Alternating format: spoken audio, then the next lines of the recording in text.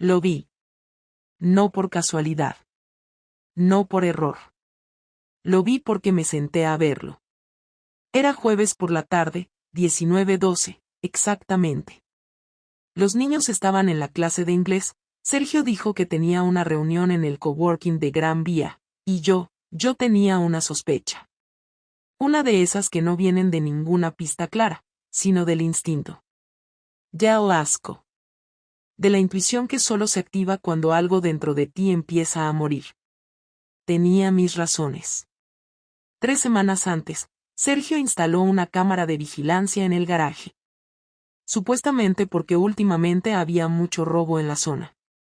Pero lo curioso es que nunca me dio acceso. Para no liarte con las notificaciones, dijo. Yo asentí. No pregunté. Pero tomé nota mental. Y como toda mujer que se ha sentido idiota alguna vez, decidí hacer lo que nunca había hecho, espiar. No su móvil. Ni su ordenador. Nada de eso. Conseguí acceso a la cámara del garaje desde el portátil del trabajo, porque soy mucho más lista de lo que él cree. Solo necesité una tarde y un café largo con Marta, la de IT, que no pregunta si le pagas un buen croissant. Ese jueves, a las 19:12, lo vi entrar en el garaje con ella. Una mujer que no era yo, no era su hermana, no era su madre, ni una amiga. Era una mujer con vestido corto, tacones altos y cero prisa. No necesitaba más. Pero lo tuve todo. La cámara apuntaba al coche. Él abrió la puerta trasera, ella se sentó encima de él, como si eso fuera lo más normal del mundo. Él ni siquiera miró alrededor. Porque no esperaba que nadie lo viera. Porque se sentía intocable. Porque, como siempre, pensaba que yo estaba en casa planchando su camisa. Se besaron como dos adolescentes y luego, lo hicieron. Ahí. En el garaje. En nuestro coche. En el asiento donde llevamos a los niños al colegio cada mañana. Sin condón, sin disimulo, sin vergüenza. Y lo peor no fue eso. Lo peor fue que no lloré. Ni grité. Ni apagué la pantalla. Me serví una copa de vino y me quedé sentada mirando. Saboreando cada segundo como si fuera una escena de una película que ya había visto 100 veces. Porque sí, en el fondo ya sabía. Lo había sabido siempre. Ese fue el momento en que supe que todo había cambiado. Pero no para él. Para mí. Porque ahora tenía algo que él no tenía, el control. No sé cuánto tiempo estuve sentada frente al portátil mirando la grabación, ni cuántas veces la repetí desde el principio. Cuando se terminó la batería, ni siquiera me moví. Me quedé mirando la pantalla negra como si esperara que de allí saliera la respuesta a una pregunta que no sabía cómo formular. No sentí rabia, ni tristeza, ni ganas de destrozarle la cara. Solo sentí algo parecido al silencio cuando se apaga una fiesta y te das cuenta de que nunca te lo estabas pasando tan bien como decías. Cerré el portátil, guardé la copa sin terminar y me fui a buscar a los niños como si nada hubiera pasado. Esa noche, Sergio volvió a las 22:10. Lo sé porque miré el reloj cuando escuché la puerta del ascensor cerrarse y sus pasos arrastrados por el pasillo. Entró en casa como siempre, con esa cara de tipo ocupado que finge estar harto de trabajar, y saludó sin mirarme directamente. Estaba en la cocina terminando de guardar los platos cuando se acercó por detrás, me besó la mejilla como si estuviéramos en una sitcom, y fue directo al salón. No sé si esperaba que le preguntara cómo había ido el día, pero no lo hice. Solo lo observé desde el pasillo, sentado en el sofá, con el mando en la mano y el móvil apoyado en el muslo, ese maldito móvil que nunca soltaba. Me pareció absurdo que todo siguiera funcionando como si nada hubiera pasado, como si yo no supiera que hacía menos de 3 horas había estado follando con otra en el coche familiar. No hablé del tema esa noche. Tampoco al día siguiente. Necesitaba que se confiara, que pensara que yo seguía en la misma ignorancia doméstica que siempre. Durante los siguientes días, me dediqué a ver más grabaciones. El sistema guardaba una semana entera en la nube. Revisé día por día, hora por hora, y encontré otros 2 encuentros en el garaje. Siempre por la tarde, siempre con la misma mujer, siempre con la misma rapidez metódica. Él ni siquiera intentaba cambiar de coche o de lugar. Era como si lo tuviera todo controlado, como si supiera que yo no me metería nunca en nada técnico. Y tenía razón, hasta ahora. Me costó 60 euros y una excusa barata conseguir el número de matrícula del coche de ella. Un servicio de localización de vehículos que usaba en la empresa para temas administrativos me dio su nombre completo. Alicia Torres Fernández, 31 años, soltera, sin hijos, trabajadora en una inmobiliaria del centro. Una vida lo suficientemente desordenada como para aceptar ser la otra sin hacerse preguntas. Le envié una solicitud falsa en Instagram desde una cuenta con fotos robadas de Pinterest. La aceptó en menos de una hora. Vi todas sus publicaciones. Fotos de cafés, terrazas, libros, frases estúpidas de autoayuda, y una, solo una, donde se veía su reflejo en el cristal del coche de Sergio. La publiqué con una cuenta falsa en un foro local de cotilleos, junto con la matrícula y un texto que decía: pareja muy activa en coches ajenos, cuidado con las infecciones. Era infantil, pero no me importaba. Me importaba verla sangrar un poco por dentro. Una tarde de sábado, mientras los niños estaban en casa de mis padres, Sergio recibió una llamada y salió al balcón. Lo escuché hablar bajo, casi susurrando, y luego entrar con cara seria. Me dijo que tenía que irse un rato, que era un tema de trabajo urgente. Asentí. Antes de que cerrara la puerta, le pregunté si iba al coworking. Me dijo que sí, sin dudar. No insistí. Esperé 10 minutos, cogí las llaves de repuesto del coche y bajé. No fui tras él.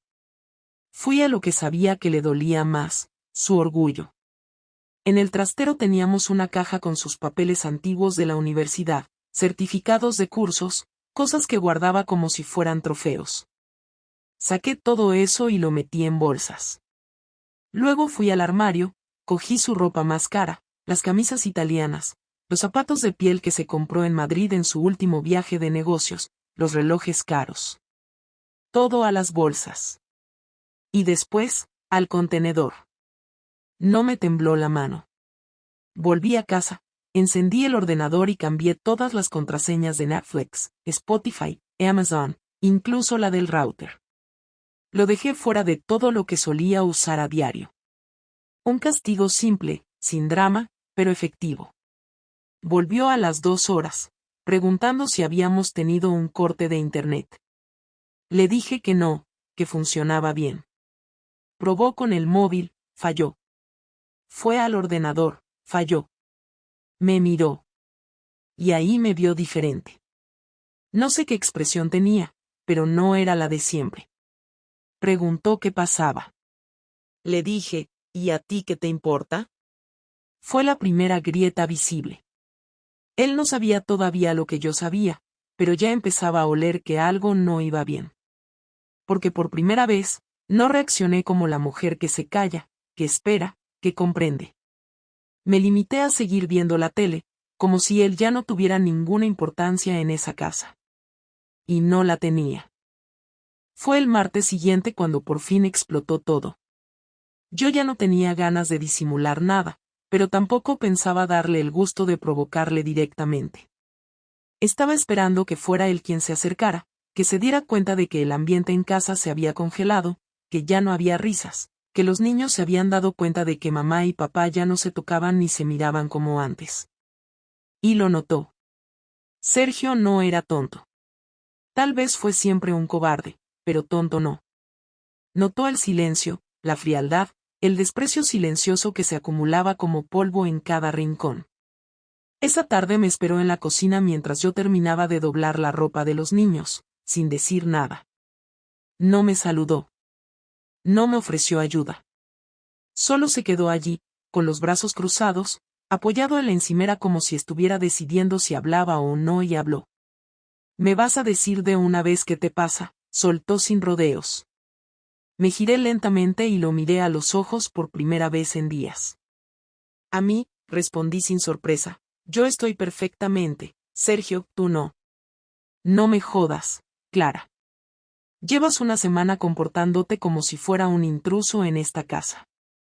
Ya ni me miras a la cara, me has cambiado todas las contraseñas, has tirado mi ropa, me hablas como si fuera basura, ¿qué mierda está pasando? Me acerqué a la mesa y me senté con calma, sin perderle la mirada. Tú lo sabes. Solo que no te atreves a decirlo.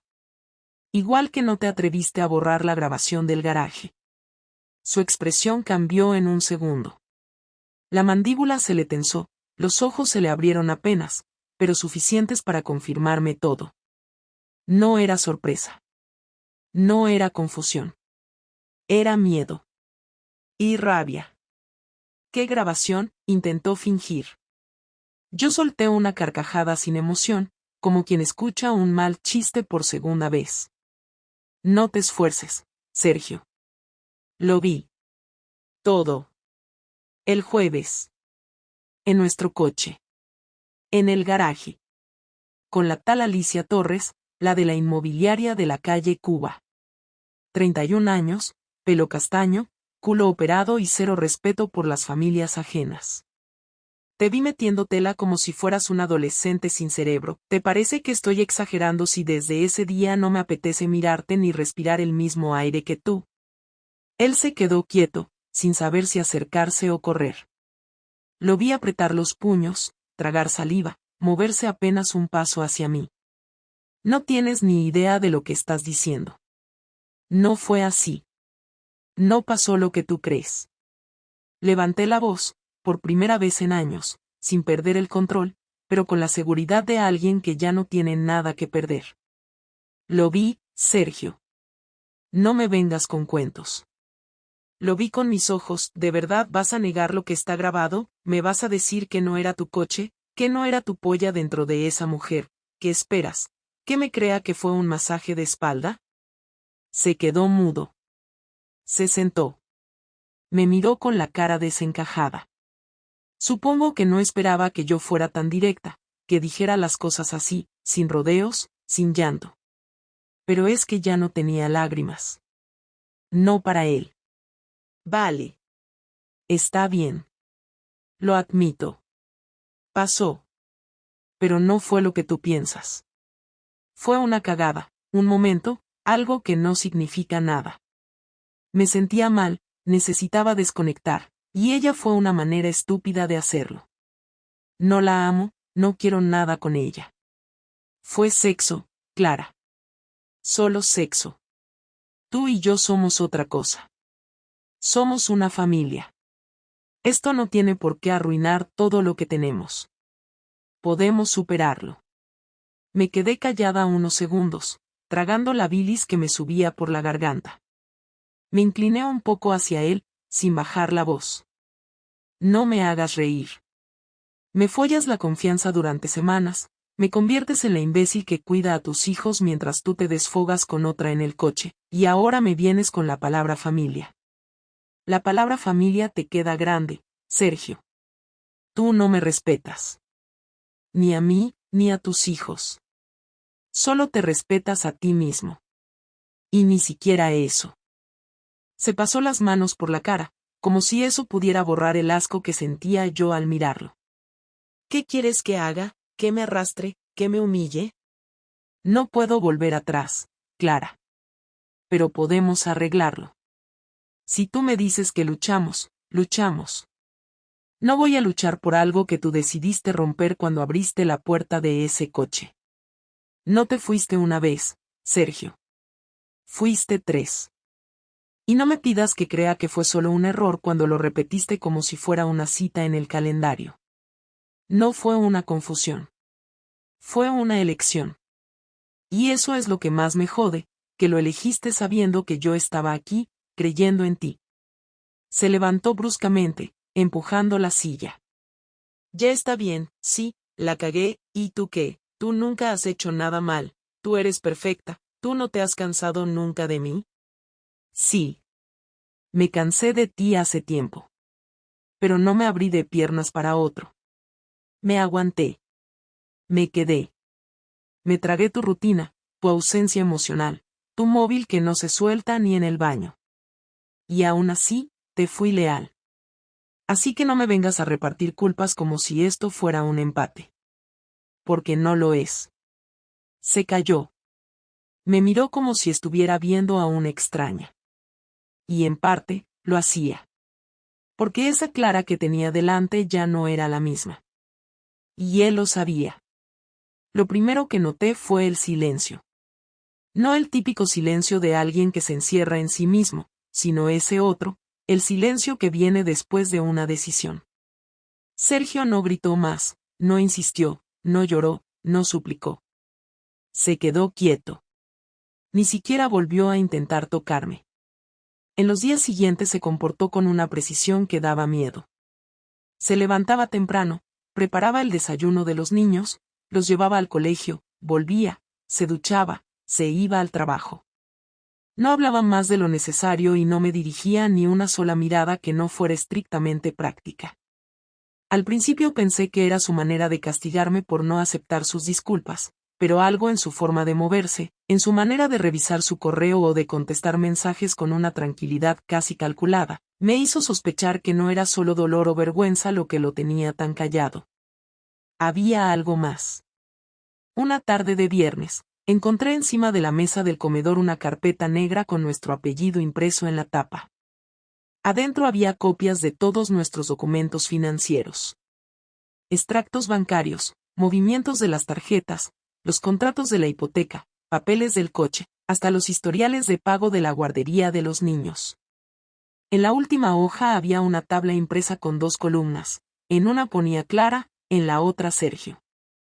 Y debajo, un desglose de cuentas. No decía nada, no había notas, ni una palabra. Solo cifras. Me senté con el corazón acelerado y lo leí todo. Estaba calculando la división de bienes. Esa noche lo esperé despierta. Entró a las 11, se quitó los zapatos en la entrada como siempre y me vio sentada en el sofá con la carpeta encima de las piernas. No dijo nada. Caminó hacia la cocina, se sirvió un vaso de agua y cuando volvió, me miró con esa cara que pone cuando ya tiene la decisión tomada. ¿Esto es en serio?, le pregunté, sin rodeos. Tan en serio como lo que hiciste tú. Estoy preparando todo. En unas semanas presentaré la demanda de divorcio. No me interesa pelear por la casa ni por los niños.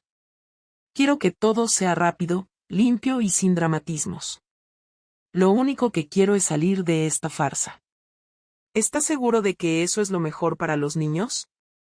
Estoy seguro de que lo mejor para los niños es vivir en una casa donde no haya desprecio disfrazado de convivencia. No pienso criarlos en medio de una guerra fría ni enseñarle a nuestro hijo que uno puede follarse a otra y después pedir perdón como si nada. Tampoco quiero que nuestra hija aprenda a tragarse la traición por miedo a estar sola. Así que sí, Clara, estoy seguro. Intenté calmarme, pero no pude. Me sentí expuesta, atacada, en una posición de inferioridad que no me gustaba nada. ¿Esto es venganza? ¿Crees que te va a hacer sentir mejor dejarme tirada después de tantos años? No es venganza. Es consecuencia. No soy tu verdugo, Clara. Tú cavaste el hoyo sola. Yo solo me estoy saliendo antes de que me arrastres contigo. A la semana siguiente empezaron los movimientos. Llamadas de abogados, visitas de un tasador que vino a valorar el piso, reuniones en el colegio para explicar la nueva situación familiar. Todo lo hacía él, y lo hacía sin titubear. Los niños no sabían aún lo que pasaba, pero intuían que algo no estaba bien. Yo no podía dormir. Cada vez que intentaba hablar con él, me respondía con frases cortas, educadas pero sin afecto. Y cuando le pregunté si seguía viendo a alguien, si había vuelto con la otra o si tenía a otra más, simplemente me dijo, no tengo tiempo para juegos. Estoy enfocado en rehacer mi vida. El golpe final llegó el martes. Estaba en casa sola cuando tocaron el timbre. Era un mensajero con una caja. Firmé sin pensar y la abrí en cuanto entré. Dentro, encontré mis cosas personales que tenía en el despacho de Sergio. Fotos antiguas, Algunas cartas que le había escrito cuando éramos novios, una bufanda que siempre dejaba en su silla, una taza que usaba solo ahí. Todo perfectamente doblado y envuelto en papel. Junto a eso, una nota escrita a mano: ya no hay espacio para esto en mi vida. Por favor, no vengas más. Si necesitamos hablar, que sea por correo. Te deseo que estés bien. No había firma. No hacía falta. Lo llamé 5 veces. No respondió. Le escribí. Nada. 2 días después, su número estaba fuera de servicio. Se había cambiado de número. Fue entonces cuando me di cuenta de que me estaba borrando. Literalmente. Me eliminó de su vida como si fuera un archivo viejo. Y lo peor es que no hizo escándalo. No gritó, no me insultó, no me humilló. Lo hizo todo en silencio. Con la frialdad de alguien que ya no siente absolutamente nada. Fui a buscarlo a su nuevo piso. Me lo había mencionado una vez, una dirección suelta mientras hablaba con el abogado. Me paré en la calle, lo vi salir con los niños, vi cómo los abrazaba, cómo les compraba helado, cómo les sonreía. Yo, desde el otro lado, con las gafas de sol puestas para que no me reconocieran, solo podía tragarme la realidad. Ya no era parte de ese momento. Ya no era parte de su historia. Me volví a casa y vomité en el lavabo. Pasaron 4 semanas desde la última vez que lo vi en persona. Cada movimiento legal avanzaba sin mi participación directa. Todo lo gestionaba él. Me llegaban notificaciones del abogado, resúmenes de acuerdos, correos con instrucciones claras y directas, como si fuera una empleada más dentro de un proceso administrativo. Durante todo ese tiempo no cruzamos una palabra en vivo, ni una llamada, ni una cita presencial. Todo fue distancia, digital, aséptico, calculado. Pensé que así terminaría todo, con firmas, documentos, y un par de cajas cerradas, pero un jueves por la tarde, cuando ya me había resignado a no verlo más, recibí un mensaje suyo en el móvil. Solo decía: mañana, 19, sin los niños. Necesito hablar contigo. No es sobre abogados. Es importante. No contesté. No hizo falta. Sabía que iba a ir. El viernes llegué a la cafetería a las 18:55. Él ya estaba allí, sentado, solo, con una botella de agua sin abrir delante. Me vio entrar, no se levantó, ni sonrió, ni bajó la mirada.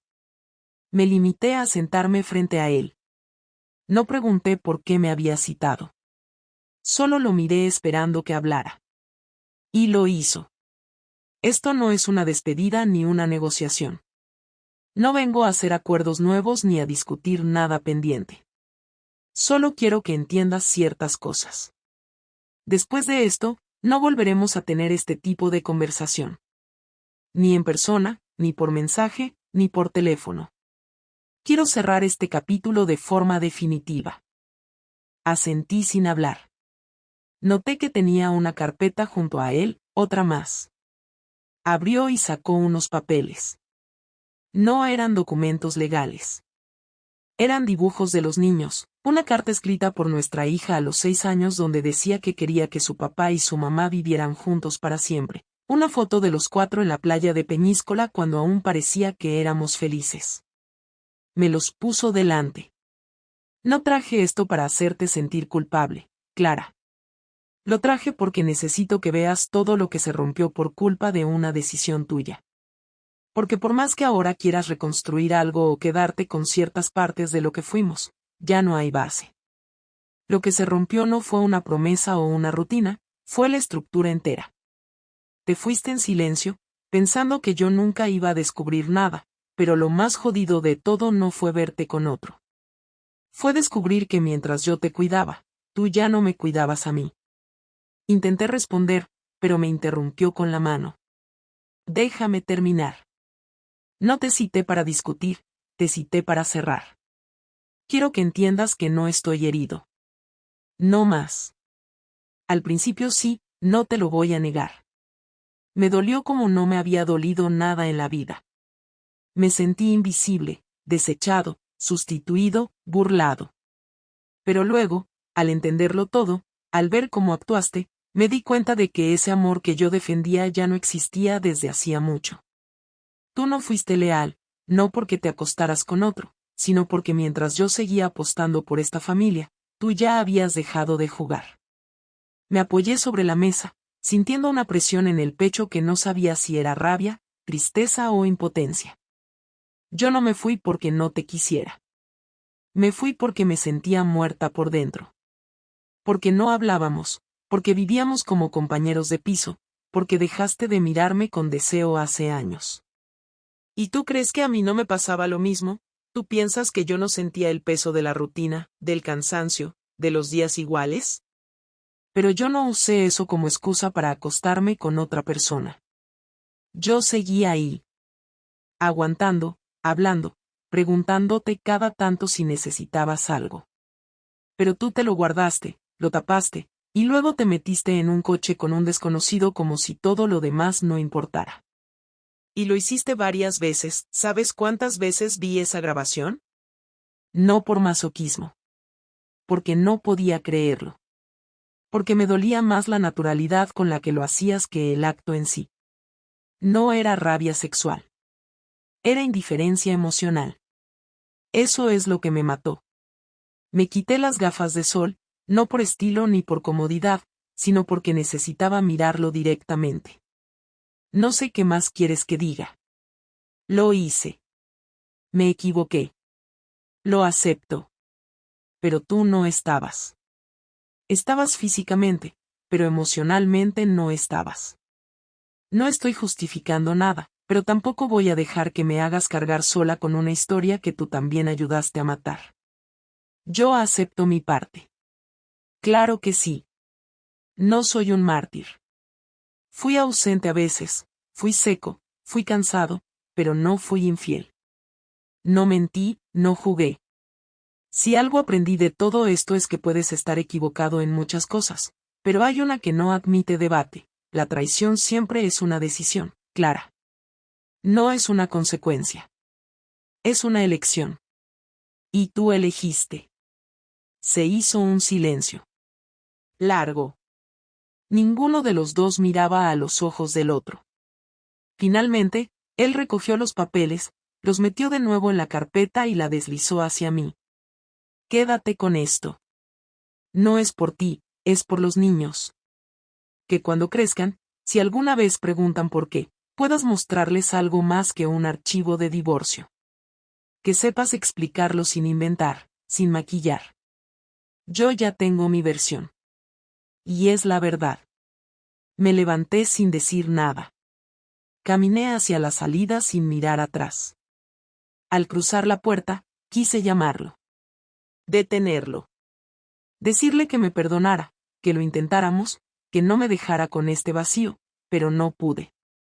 Porque sabía que lo había perdido todo. Y esta vez, no era su culpa. La casa está más vacía de lo que pensé que estaría. No porque él se haya llevado todo, sino porque el silencio que dejó pesa más que cualquier mueble. Los niños ya se han acostumbrado a la rutina de irse con su padre cada 2 fines de semana, y aunque al principio lloraban y preguntaban por qué él ya no se quedaba a cenar, ahora aceptan la nueva normalidad con una resignación que me duele más que los reproches. No preguntan mucho, pero a veces noto en sus ojos una duda que no se atreven a formular. No he sido capaz de sentarlos y contarles la verdad completa. Les dije que mamá y papá ya no se entendían, que a veces las personas cambian, que todo iba a estar bien, pero cada vez que lo repito, me doy cuenta de que no soy yo quien necesita escucharlo, sino ellos quienes ya no me creen del todo. El divorcio salió hace 3 semanas. Ni siquiera fui a la firma. Le di poder a mi abogado para que lo hiciera todo. Sergio tampoco me pidió que estuviera. Me enviaron las copias por correo certificado, las guardé en una carpeta junto a documentos que preferiría no volver a abrir. No lloré al recibirlos. Me limité a leer los puntos, comprobar que todo estaba como habíamos acordado, y luego guardarlos sin más. Ya no había discusión, no quedaba nada por decir.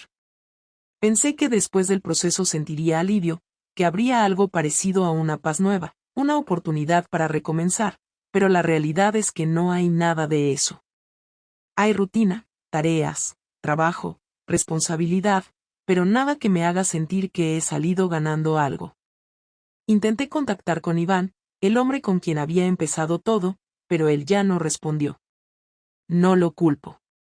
Me dejó claro desde el principio que no quería líos, que no buscaba problemas ni complicaciones. Para él fue una aventura y nada más. Una mujer casada que estaba aburrida. No se enamoró. No hizo promesas. No me debe nada. Lo acepto. Me queda claro que nadie me obligó a cruzar esa línea. Yo fui quien la cruzó, sabiendo perfectamente lo que arriesgaba. Creí que lo hacía para sentirme viva, para recuperar algo que pensaba que había perdido. Pero la verdad es que lo hice por cobardía, por no enfrentarme a una conversación honesta, por miedo a decir que estaba rota y no sabía cómo arreglarme. Y eso es lo que más me cuesta reconocer, que si hubiera tenido el valor de sentarme con Sergio cuando aún había algo que salvar, quizás no estaríamos así ahora. No busco redención. No me interesa el perdón. No espero que nadie me diga que lo entiende. Solo intento aceptar que esta es mi vida ahora. Vivo sola con los niños, trabajo el doble para mantener todo, y no tengo a nadie que me abrace por la noche. No es el fin del mundo, pero es lo que me toca. Sergio no me odia, pero tampoco siente nada por mí. Cuando viene por los niños, es educado, correcto, incluso amable, pero no hay nada más detrás. Me habla como se le habla a una compañera de trabajo con la que no tienes conflicto, pero tampoco interés.